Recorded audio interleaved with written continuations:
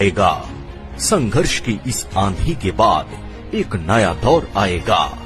चलते रहना बिना डगमगाए, एक दिन ये जमाना तुम्हारे गीत गाएगा।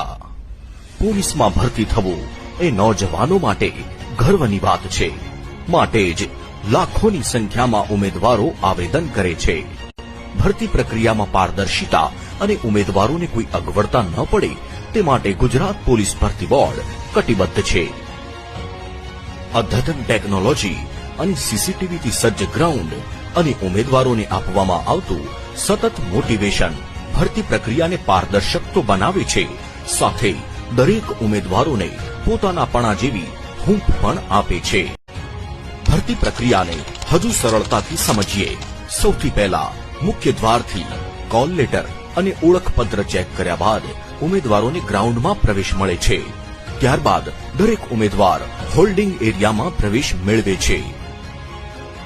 અહીંયા જરૂરી સલાહ સૂચન કરવામાં આવે છે અને ત્યારબાદ ચેસ્ટ નંબરની ફાળવણી RFID ટેગ લગાવવામાં આવે છે।